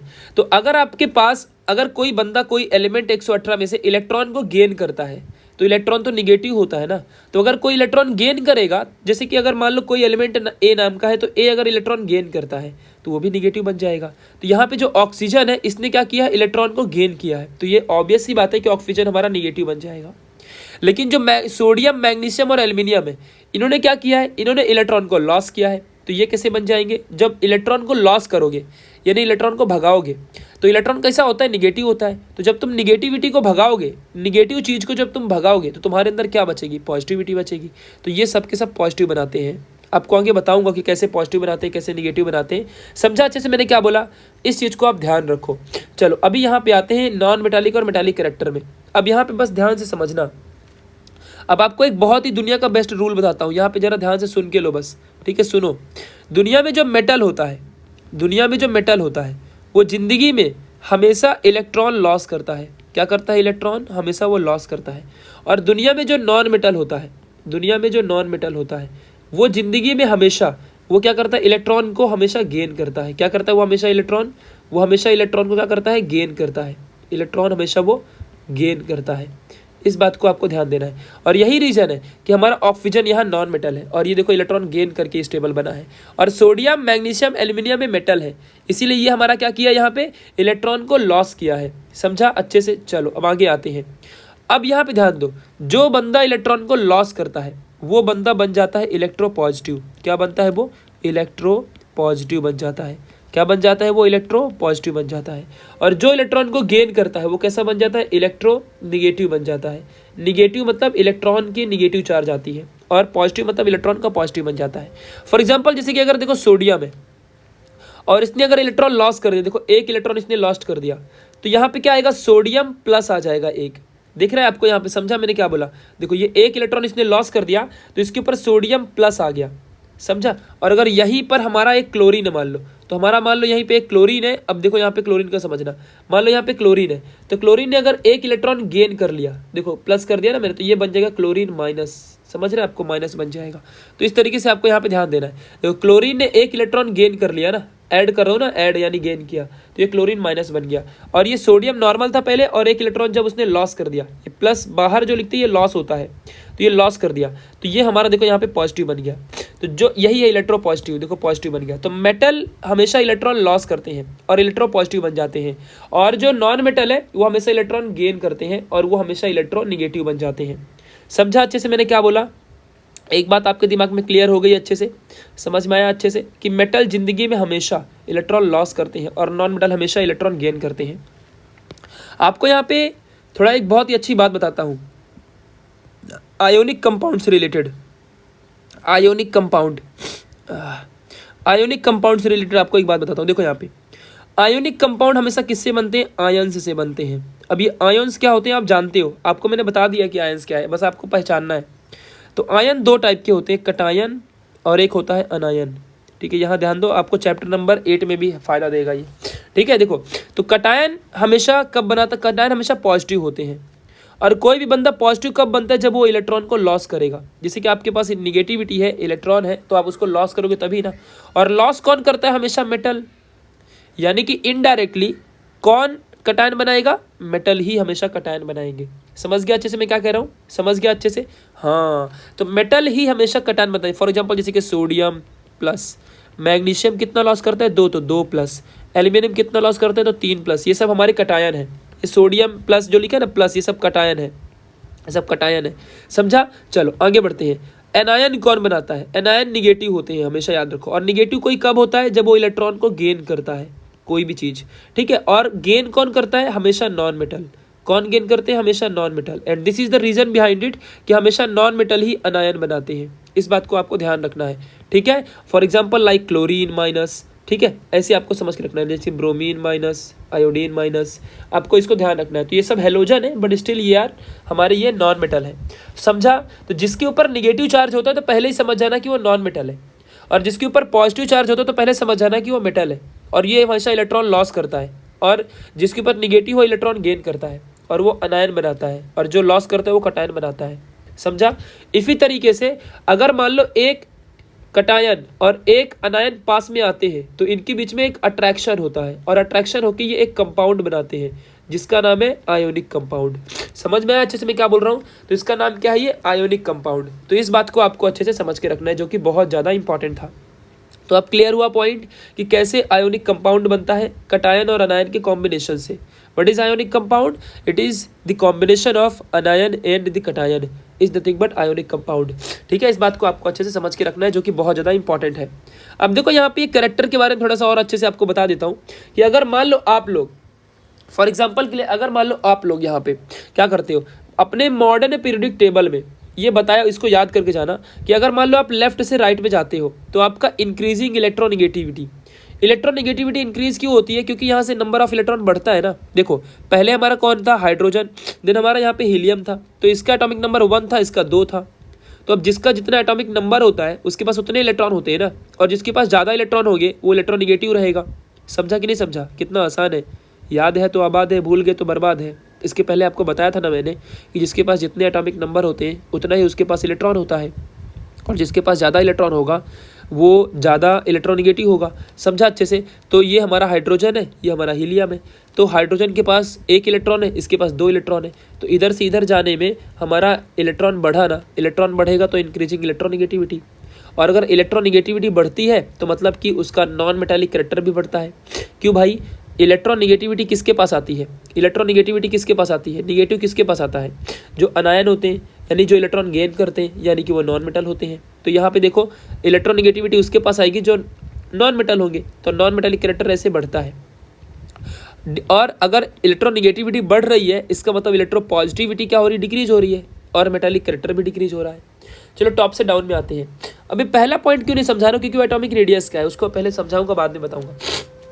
देखो यहाँ पे देखो डिक्रीजिंग इलेक्ट्रो निगेटिविटी यहाँ पे हमारी डिक्रीज होती है। तो ऊपर से नीचे आओगे ना तो इलेक्ट्रोनेगेटिविटी डिक्रीज होती है। क्यों? क्योंकि यहाँ पे नंबर ऑफ इलेक्ट्रॉन कम होते हैं। इस बात को ध्यान देना है और ये सब आपको समझ के रखना है, ठीक है, जो कि आपकी यहाँ पे इंपॉर्टेंट बातें हैं। इसको आप याद कर लो, बस ये 3 मार्क्स को आपको एग्जाम में दिलाएगा, ठीक है। मैंने सब बता दिया कि क्या कैसे होता है, ईच एंड एवरीथिंग मैंने आपको समझा दिया है। वीडियो को 1 से 2 बार देखोगे ना, आपको सब समझ में आ जाएगा। चलिए अब मैं आपको समझाता हूँ एटॉमिक रेडियस के बारे में। अब आप यहाँ पे एटॉमिक रेडियस के बारे में समझना एग्जैक्टली भाई एटॉमिक रेडियस होता क्या है। एटम तो जानते हो ना, एटम के बारे में तो पता ही होगा कि एटम क्या होता है। देखो जैसे कि ये हमारा यहाँ पे इस तरीके से ऑर्बिट और अंदर हमारा एक न्यूक्लियस होता है, अंदर हमारा एक न्यूक्लियस होता है, समझा। आप देखो यहाँ पे तो न्यूक्लियस से आउटर मोस्ट ऑर्बिट तक का जो डिस्टेंस है वही डिस्टेंस हमारा एटॉमिक रेडियस कहलाता है। एक सर्कल का रेडियस कैसे होता है वैसे ही तो न्यूक्लियस से लेकर के ये आउटर मोस्ट ऑर्बिट तक जो डिस्टेंस है वही हमारा कहलाता है एटॉमिक रेडियस। इस बात को आपको ध्यान देना है। ये एटॉमिक रेडियस को हम लोग बहुत ही कम यूनिट में मेजर करते हैं, पिकोमीटर में, जिसे हम पीएम भी कहते हैं। बहुत कम होता है। आपको पता भी है कि 1 पिकोमीटर इज इक्वल टू, जानते हो कितना होता है? 1 picometre is equal to 10⁻⁻12 metre होता है, जो कि बहुत ही छोटी वैल्यू है। 0.0000 12 बार 0 लिखो और 1 लिखो, इतनी छोटी वैल्यू होती है, ठीक है। तो 1 picometre is equal to 10⁻12 metre होता है, इतनी छोटी वैल्यू। तो ये है हमारा एटॉमिक रेडियस। अब ये कब इंक्रीज होता है कब डिक्रीज होता है, आपको यहाँ पे एक बात बताता हूँ। अब देखो मतलब कि एक ही चीज़ के ऊपर डिपेंड है ना। अब आप बताओ, अगर मान लो ये जो बाहर के हमारा न्यूक्लियस, ये हमारा जो बाहर का आउटर मोस्ट ऑर्बिट है, ये वाला आउटर मोस्ट ऑर्बिट, अगर ये ऑर्बिट अंदर चला जाएगा तो फिर हमारा एटॉमिक रेडियस कम हो जाएगा ना। और अगर ये और बड़ा होगा तो एटॉमिक रेडियस हमारा और बड़ा होगा। समझा कि नहीं समझा मैं क्या कह रहा हूँ? गेटिंग माई पॉइंट और नॉट? अगर ये एटॉमिक रेडियस अंदर आएगा, अगर ये अंदर आएगा तो हमारा क्या होगा? इंक्रीज होगा, मतलब हमारा एटॉमिक रेडियस क्या होगा? कम होगा। और अगर ये बाहर जाएगा तो हमारा एटॉमिक रेडियस बढ़ेगा, क्योंकि रेडियस क्या है? यहाँ से लेके बाहर तक का डिस्टेंस, यही हमारा क्या कहलाता है? रेडियस कहलाता है। इस बात को आपको अच्छे से यहाँ पे समझ के रखना है। चलिए अब मैं आगे आपको यहाँ पे बताता हूँ कि अब कैसे इंक्रीज होता है, कैसे डिक्रीज होता है। अब यहाँ पे समझना अच्छे से कि कब इंक्रीज होगा कब डिक्रीज होगा। मान लो आपके पास ये एक ऐसा ये ऑर्बिट है, ऐसा आपके पास एक ऑर्बिट है। अब यहाँ पे आप समझना, ठीक है। आपने यहाँ पे क्या किया है कि आपके ऑर्बिट में मान लो यहाँ पे पहले 2 इलेक्ट्रॉन थे। तो ये जो हमारा, अब आपको एक बात बता दूँ कि हमारा एटम ना न्यूट्रल होता है। जो एटम होता है ना हमारा, वो न्यूट्रल रहता है। क्यों? क्योंकि देखो एटम में पॉजिटिविटी होती है। जो एटम का न्यूक्लियस है ये हमारा, ये एटम का न्यूक्लियस पॉजिटिव होता है और इसके इलेक्ट्रॉन निगेटिव होते हैं। तो बाहर निगेटिव इलेक्ट्रॉन और अंदर पॉजिटिव न्यूक्लियस, तो दोनों का इलेक्ट्रॉन मतलब पॉजिटिव और निगेटिव दोनों का न्यूट्रल बन जाता है। बराबर नंबर ऑफ चार्जेस होते हैं, क्योंकि जितने अंदर प्रोटॉन होंगे उतने ही बाहर न्यूट्रॉन होते हैं ना, इसीलिए सब न्यूट्रल होता है हमारा एटम। इस बात को आपको ध्यान रखना है। तो अब यहाँ पे जरा एक बात समझो अच्छे से कि अगर मैंने यहाँ पे ज़्यादा इलेक्ट्रॉन और एक बढ़ा दिया, तो मैंने 3 इलेक्ट्रॉन कर दिया, तो ये जो न्यूक्लियस की पावर है वो भी और बढ़ जाएगी ना। और जब ये और बढ़ जाएगी तो ये जो हमारा आउटर मोस्ट ऑर्बिट है ये हल्का अंदर की तरफ खिसक जाएगा और ये यहाँ पे आ जाएगा, जहाँ पे मैं डॉटेड लाइन बना रहा हूँ, यहाँ पे आ जाएगा और वही सारे इलेक्ट्रॉन यहाँ पे घूमने लगेंगे। तो जो पहले डिस्टेंस था हमारा, पहले का डिस्टेंस क्या था? ये वाला था, ये वाला। और अब कौन सा डिस्टेंस होगा? ये वाला। तो अब डिस्टेंस कम हुआ कि नहीं हुआ? अब बताओ, अब डिस्टेंस कम हुआ कि नहीं हुआ? हाँ। तो अगर एक बात ध्यान रखो कि number of electron increased in same period, ये सेम पीरियड कह रहा हूँ, ये क्या है आपको बताता हूँ, रुको। सेम पीरियड अगर होता है, अगर इंक्रीज हुआ ये, अगर number of electron increased in same period, then atomic radius will be decreases. समझा? ये पहली लाइन आपको ध्यान रखनी है अच्छे से। समझ में आया कि नहीं समझ में आया? इस बात को आपको समझ के रखना, जो भी मैंने बताया है रिवाइज कर लो एक बार, समझ जाएगा। अब आगे बढ़ते हैं। सेम तरीके से अगर मैं आपसे बात करूं कि हमारे पास मान लो अभी एक यहाँ पे दूसरा इस तरीके से हमारा न्यूक्लियस है और इसके अगल बगल हमारे पास इस तरीके से ऑर्बिट है। अब यहाँ पे इलेक्ट्रॉन घूम रहा है, यहाँ पे हमारा इलेक्ट्रॉन घूम रहा है, ठीक है। तो इसका अब देखो दूसरा कंडीशन है, ये पहला कंडीशन खत्म हो गया, दूसरी कंडीशन बता रहा हूँ। अब ऐसे ही हमारा यहाँ पर भी इलेक्ट्रॉन घूम रहे हैं। अब आप बताओ, अभी तक इसका जो ऑर्बिट था यहाँ तक मेजर किया जाएगा ना। अगर मान लो कल को एक नया ऑर्बिट आ जाए, कल को एक और नया ऑर्बिट आ जाए, एक नया ऑर्बिट आ जाए ऐसे, और यहाँ पे भी इलेक्ट्रॉन घूमना शुरू कर दे, तो हमारा जो एटॉमिक रेडियस होगा वो इतना और बढ़ जाएगा ना। अब अगर भले कितना भी अंदर ये सिंक्रोनाइज होगा, भले ये अंदर कितना भी ये अंदर हमारा मतलब श्रिंक होगा, बट फिर भी यहाँ तक तो रहेगा ही ना, फिर भी मतलब ये वाले पे तो ज़्यादा ही है, जो ये वाला है ये वाले पे तो ज़्यादा ही रहेगा ना, भले कितना भी यहाँ पे श्रिंको के अंदर आएगा, बट स्टिल ऑर्बिट, नया ऑर्बिट आएगा जब, तो एटॉमिक रेडियस तो बढ़ेगा ही बढ़ेगा। तो यहाँ पे फिर से लिख दो कि if number of orbit increases, number of orbit increases, देखो साइन देखो, तो atomic radius is also increases. समझा अच्छे से? तो इस बात को आपको ध्यान रखना है जो मैंने यहाँ पे आपको बताया है। यानी कि अगर आप ही बताओ ऑर्बिट ही बढ़ जाएगा तो तब तो पक्का हमारा एटॉमिक रेडियस बढ़ेगा। और अगर मान लो हमारा ऑर्बिट सेम है, हमारा जो ऑर्बिट है यहाँ पे देखो ये यहाँ पे वही ऑर्बिट था ना, सेम, बट इलेक्ट्रॉन बढ़ा दिया था, तो फिर एटॉमिक रेडियस कम जाएगा। ऐसा क्यों होता है जानते हो? कि जो इलेक्ट्रोपॉजिटिविटी भी बढ़ जाती है ना न्यूक्लियस की, तो न्यूक्लियस इलेक्ट्रॉन को अपनी तरफ खींच लेता है, इस वजह से ऑर्बिट भी छोटा हो जाता है, इसलिए ऐसा होता है। चलो, तो अब आपको ये समझ गया ना। अब देखो आपको इसी चीज़ को मैं आपको टेबल में दिखाऊंगा, मॉडर्न पीरियोडिक टेबल में दिखाऊंगा, यही सेम चीज़ कराऊंगा। देखो, नंबर ऑफ इलेक्ट्रॉन अगर सेम ऑर्बिट में बढ़ता है, सेम पीरियड में, पीरियड मतलब समझते हैं ना, 7 पीरियड होते हैं, तो 7 सेम पीरियड में अगर इलेक्ट्रॉन बढ़ता है तो एटॉमिक रेडियस कम होगा। और अगर नंबर ऑफ ऑर्बिट बढ़ता है तो हमारा यहाँ पे एटॉमिक रेडियस बढ़ता है। अब देखो आपको दिखाता हूँ, यहाँ पे आ जाओ। देखो भाई ध्यान से देखना अच्छे से। देखो पहले हमारा हाइड्रोजन है, हाइड्रोजन का एटॉमिक नंबर 1 है, मतलब 1 इलेक्ट्रॉन है। फिर हीलियम के पास 2 है, मतलब 2 इलेक्ट्रॉन है। तो number of electron same period, ये हमारा सेम पीरियड पहला पीरियड। फिर देखो हमारा ये दूसरा पीरियड है, ये हमारा दूसरा पीरियड है। समझा कि नहीं समझा? तो सेम पीरियड में मैंने बोला था, क्या बोला था मैंने यहाँ पे? सेम पीरियड में। तो सेम पीरियड में जब हमारा नंबर ऑफ इलेक्ट्रॉन बढ़ते हैं तो एटॉमिक रेडियस कम होता है। यानी कि लिथियम जो है और यहाँ पे हमारा बोरॉन है, मान लो यहाँ पे देखो, ये पोटेशियम है और ये हमारा स्कैंडियम है। तो सेम पीरियड में रहे लोग, है ना। तो पोटेशियम में 19 इलेक्ट्रॉन है क्योंकि इसका एटॉमिक नंबर 19 है, और स्कैंडियम में 21 है क्योंकि इसका एटॉमिक नंबर 21 है। तो आप बताओ कि किसका एटॉमिक रेडियस ज़्यादा होगा या किसका कम होगा? तो ऑब्वियस सी बात है यहाँ पे कि हमारा अगर सेम पीरियड में अगर एटॉमिक नंबर बढ़ता है तो जैसे जैसे बढ़ेगा वैसे वैसे एटॉमिक रेडियस कम होता है। ठीक है, देखो यहाँ पे तो सोडियम के पास पहले 19 थे, अब स्कैंडियम के पास हमारे 21 है। समझा अच्छे से? तो यानी कि स्कैंडियम के पास ज़्यादा इलेक्ट्रॉन है, और जिसके पास ज़्यादा इलेक्ट्रॉन रहे सेम पीरियड में तो उसका एटॉमिक नंबर कम होता है, एटॉमिक रेडियस कम होता है। तो स्कैंडियम का एटॉमिक रेडियस कम होगा as compare to potassium. Potassium का ज़्यादा एटॉमिक रेडियस होगा, क्योंकि जैसे जैसे आगे जाओगे ना सेम पीरियड में वैसे वैसे आपका एटॉमिक रेडियस कम होता जाएगा, क्योंकि नंबर ऑफ इलेक्ट्रॉन बढ़ते जा रहा है ना सेम पीरियड में। हाँ, सेम पीरियड में। अब ऐसा नहीं कि अगर आप लिथियम बोलो और सोडियम के बीच में बोलो, तो लिथियम तो सेकंड पीरियड में है, सोडियम थर्ड पीरियड में है ना, और मैं सेम पीरियड की बात कर रहा हूँ। तो अगर सेम पीरियड में एटॉमिक नंबर बढ़ता है यानी कि नंबर ऑफ इलेक्ट्रॉन बढ़ता है, क्योंकि एटॉमिक नंबर मतलब नंबर ऑफ इलेक्ट्रॉन, तो अगर एटॉमिक नंबर या फिर नंबर ऑफ इलेक्ट्रॉन बढ़ता है सेम पीरियड में तो एटॉमिक रेडियस डिक्रीज होता है। जैसे कि लिथियम का ज़्यादा होगा एज़ कम्पेयर टू बेरिलियम, फिर बोरॉन के कंपेयर में और बेरिलियम के कंपेयर में बेरिलियम का ज़्यादा होगा और बोरॉन का कम होगा। समझा? क्योंकि बोरॉन का एटॉमिक नंबर ज़्यादा है और इसके पास ज़्यादा इलेक्ट्रॉन है, और ये दोनों सेकंड पीरियड में ही आते हैं, इसलिए। अब सेकंड कंडीशन यहाँ पे देखो, नंबर ऑफ ऑर्बिट।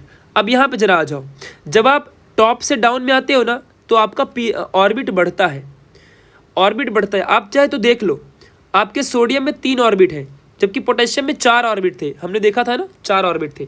लिथियम में सिर्फ 2 ऑर्बिट होते हैं, बट सोडियम में 3 ऑर्बिट होते हैं। समझा? तो जब ऑर्बिट बढ़ता है तो एटॉमिक रेडियस बढ़ता है, यानी कि लिथियम का और सोडियम के कंपेयर में सोडियम का एटॉमिक रेडियस ज़्यादा होगा और लिथियम का एटॉमिक रेडियस कम होगा। तो बस यही चीज़ हमने यहाँ पे देखी थी कि अगर हम लेफ्ट से राइट में जाते हैं तो डिक्रीज होता है एटॉमिक रेडियस, और अगर हम टॉप से डाउन में आते हैं तो हमारा एटॉमिक रेडियस इंक्रीज होता है। इस बात को ध्यान रखना। प्रूफ हो गया कि नहीं हो गया?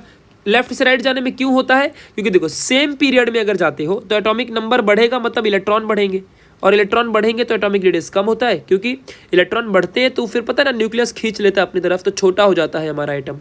बट जब हम टॉप से बॉटम में आते हैं तो हमारा ऑर्बिट बढ़ता है, और जब ऑर्बिट बढ़ेगा तो कितना भी खींचेगा, बट ऑर्बिट बढ़ेगा अगर तो एटॉमिक रेडियस तो बढ़ना ही है। तो बस यही आपको यहाँ पे ध्यान देना था। तो माय डियर, यहाँ से खत्म हो गया हमारा चैप्टर। हमने मेटालिक नॉन मेटालिक कैरेक्टर सब पढ़ लिया है, खत्म हो गया हमारा चैप्टर। अगर आप चाहो तो हमें इंस्टाग्राम में मुझे इस आईडी में फॉलो कर सकते हो। अपने सारे फ्रेंड को इस वीडियो को प्लीज़ भेज देना यार, शेयर कर देना। शेयर करोगे तो मेरा और अंदर से कॉन्फिडेंस बढ़ेगा। मैं अगला चैप्टर का भी बनाऊंगा वन शॉट वीडियो, नहीं तो फिर अगर नहीं शेयर करोगे, कोई नहीं देखेगा, तो फिर मैं क्यों बनाऊंगा। मैंने देखा कि कमेंट में सभी बच्चों को बहुत पसंद आया था इसके पहले का ग्रेविटेशन वाला वीडियो, और सभी लोगों ने बहुत लव एंड सपोर्ट किया। तो प्लीज़ इस वीडियो को पहले शेयर करना है अच्छे से सभी को, व्हाट्सएप में, फेसबुक में, हर जगह। इतने भी मतलबी बन के क्या मिलेगा, तो शेयर कर दो सभी लोगों को, और सब तक पहुंचेगा तो सब लोग पढ़ पाएंगे। मैंने पूरे कॉन्सेप्ट को बताया है, ऐसा नहीं कि मैंने हवे में उड़ा दिया पूरे चैप्टर को, पूरे कॉन्सेप्ट को मैंने समझाया है इस चैप्टर में, इस बात को ध्यान रखना। तो मिलेंगे ऐसे ही हम लोग अगले वाले वीडियो में, अगले वाले चैप्टर में। आप लोग को अगर अगला चैप्टर चाहिए तो बताना मुझे कमेंट बॉक्स में। तब तक के लिए बाय बाय।